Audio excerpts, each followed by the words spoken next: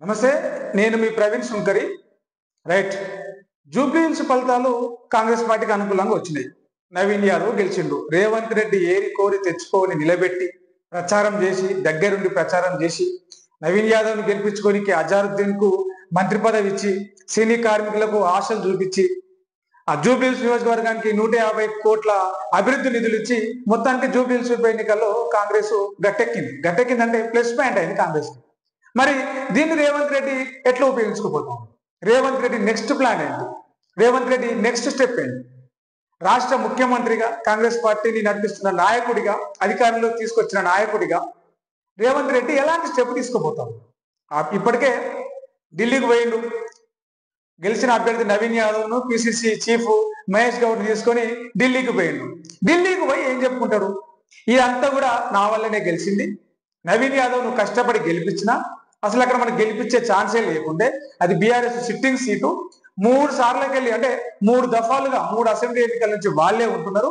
BRS పార్టీకి అక్కడ కొట్టిన పిండి అది. బీఆర్ఎస్ కంచుకోటను బద్దలు కొట్టినాం. హైదరాబాద్ లో 2 బీఆర్ఎస్ స్థానాలను నేను గెలిపించిన, తెలంగాణలో కాంగ్రెస్ పార్టీని అధికారంలో తీసుకొచ్చిన.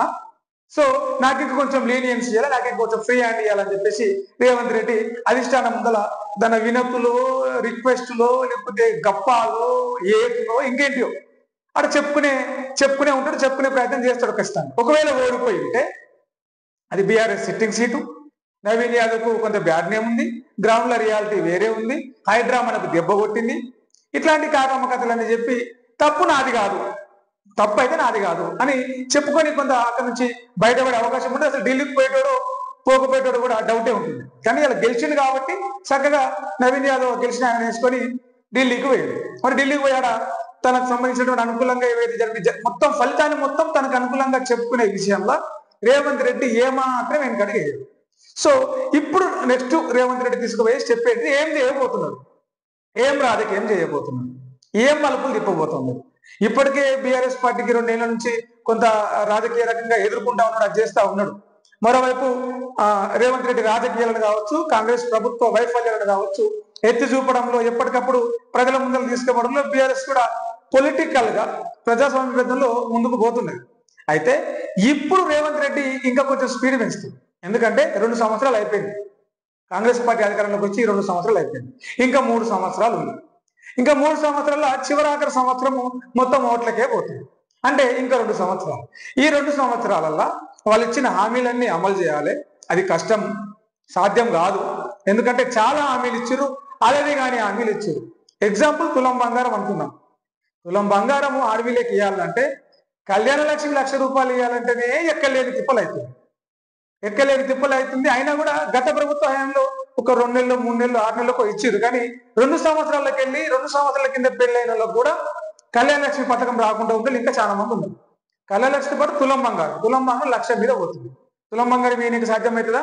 కాదు. ఇంటింటికి నల్ల నీళ్ళు అప్పట్లేక నీళ్ళు వస్తలేవు. ఆ నీళ్ళు ఎందుకు వస్తలేవని రివ్యూ ఉండదు.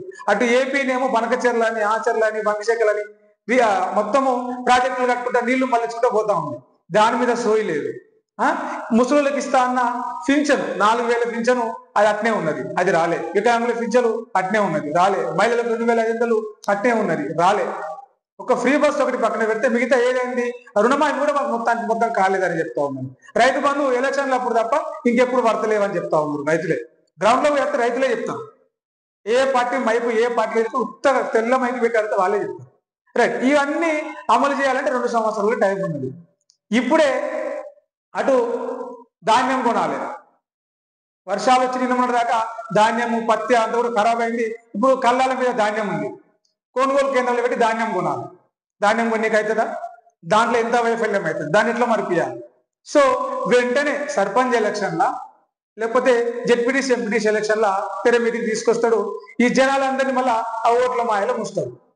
ఈ పార్టీ సర్పంచ్ ఎలక్షన్లకు 10-20 రోజులు పోతాడు. తర్వాత మళ్ళీ ఒక వారం రోజులు గ్యాప్ ఇచ్చి ఎంపీటీసీ జెడ్పీటీసీ ఎలక్షన్ ఇస్తారు. దానికి ఒక నెల రోజులు పోతుంది. దానికి దీనికి కలిపి 1 నెల 15 రోజులు 2 నెలలు పోతుంది. ఇక కొత్తగా వచ్చిన సర్పంచ్ అదనైనా కొత్త మురిపెంలా ఒక 6 నెలలు అట్లా గడిపిస్తారు. తర్వాత 6 నెలలు జిహెచ్ఎంసీ ఎలక్షన్లు వస్తాయి.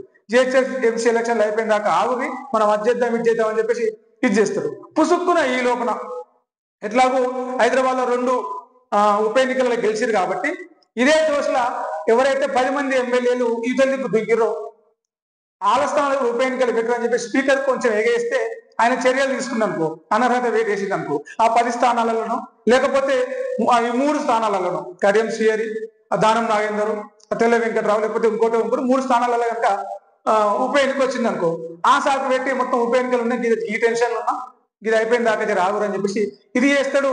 ఈ 3 ఎన్నికలు అయిపోయేసరికి ఇది 1 నెల 2 నెలలు ఇది పోతుంది.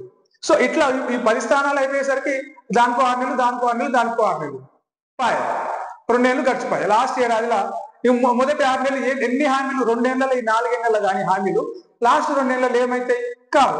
సో 6 నెలల ముందుగానే ఎలక్షన్ కోడ్ వస్తుంది. ఇక పైసలు రిలీజ్ చేయకుండా, పథకాలు అమలు చేయకుండా ఏముండదు. హామీలన్నీ హామీలు సజ్జ మీద మడత పెట్టాలి, ఫైల్ మడత పెట్టాలి, సజ్జ మీద పెట్టాలి.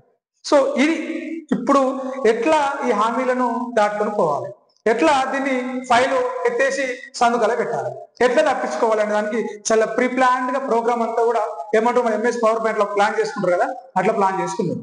దీనికి తోడు ఏంటంటే సోషల్ మీడియా, ట్విట్టర్లలో, ఫేస్బుక్లలో, యూట్యూబ్లలో రకరకాల ప్రచారాలను వదులుతారు. దీంతో పాటు రాజకీయం మొదలు పెడతాడు. ఇక హరీష్ రావు టీఆర్ఎస్ పార్టీకి వెళ్ళి బయటకు వస్తుందని, కొత్త పార్టీలో పోతుందని, టీడీపీలో పోతుందని, 1995లో ఎన్టీ రామారావుకి ఎట్లా జరిగిందో 2025లో కేసీఆర్ కూడా అట్లా జరుగుతుందని చెప్పేసి ఒక కొత్త దాని ఒక ప్రచారాన్ని, ఒక ఐడియాని ఇట్లా వదిలింది.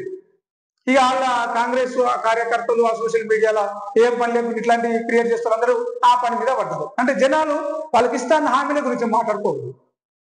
జనాలు ఈ కాంగ్రెస్ పార్టీ ఇచ్చిన హామీలను, ఆ చేసిన ప్రామిస్లను, ఆ ఓట్లను అన్నిటిని మర్చిపోయి ఈ రాజకీయాల గురించి మాట్లాడుకోవాలి. ఇదంతా కూడా తెర మీద తీసుకొచ్చి మొత్తానికి తప్పించుకునే ఉపాయం చేస్తున్నాం.